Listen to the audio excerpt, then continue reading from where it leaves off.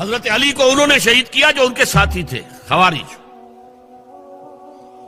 جنگ صفین میں حضرت معاویہ کے کہنے سے عمرو بن العاص رضی اللہ تعالیٰ عنہ نے قرآن مجید جو ہے نیزے پر اٹھا لیا کہ لڑائی بند کرو، قرآن کو حکم بنا لو، جو قرآن فیصلہ کر دے وہ ہم بھی قبول کریں، تم بھی کرو۔ حضرت علی کا خیال یہ تھا رضی اللہ تعالیٰ عنہ یہ چال ہے، اور انہوں نے روکا اپنے ساتھیوں کو، لیکن اکثر لوگوں نے کہا قرآن آ گیا بیچ میں، اب ہم کیسے ہتھیار چلائیں؟ اس میں میرا ذہن جاتا ہے ایک حدیث کی طرف، بڑی اہم حدیث ہے، اور اس کے راوی حضرت علی ہیں۔ حضرت علی فرماتے ہیں کہ حضور نے فرمایا انہا ستکون فتنۃ، ان قریب ایک بہت بڑا فتنہ رونما ہوگا۔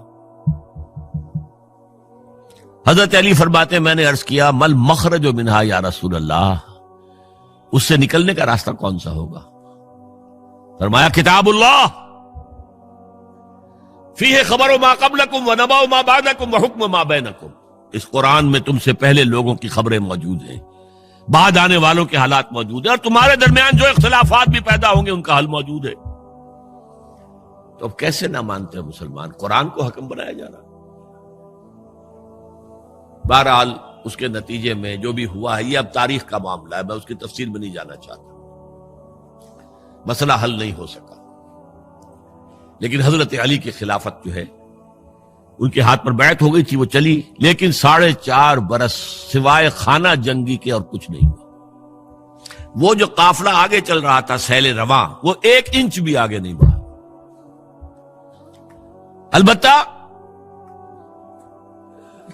قیصر روم نے جب دیکھا یہ تو آپس میں لڑ رہے ہیں، اب موقع ہے میں حملہ کروں، اور چونکہ وہاں قریب ترین تو حضرت امیر معاویہ بیٹھے ہوئے تھے نا، شام میں، شام سے ملحق تھا نا آگے قیصر۔ حضرت معاویہ نے خط لکھا، او رومی کتے، اگر تو نے دارالاسلام پر حملہ کرنے کی جرت کی تو سن لے کہ علی کی طرف سے لڑنے والوں میں سب سے پہلے معاویہ ہوگا تیرے خلاف، لہذا اس نے جرت نہیں کی۔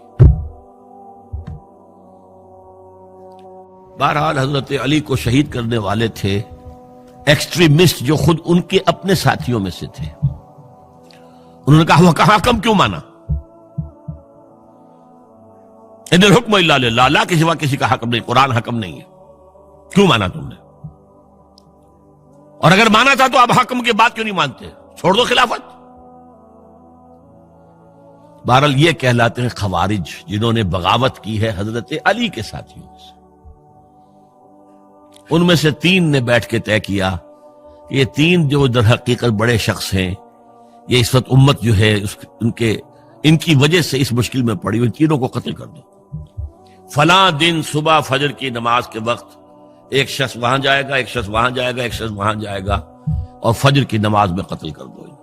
ابن ملجم آیا، حضرت علی پر وار کیا، وار کاری ثابت ہوا۔ باقی 2 حضرت معاویہ اور حضرت عمرو بن العاص، ان میں سے ایک تو اس روز فجر میں آئے نہیں کسی وجہ سے، اور دوسرے پر جو وار پڑا وہ اوچھا وار تھا، وہ کاری وار نہیں تھا۔ حضرت علی شہید ہوئے۔ اس کے بعد حضرت حسن کی خلافت ہوئی 6 مہینے، لیکن اب جب جنگ کا معاملہ ہوا تو حضرت حسن نے دستبرداری اختیار کر لی، حضرت معاویہ کو تسلیم کر لیا خلیفہ۔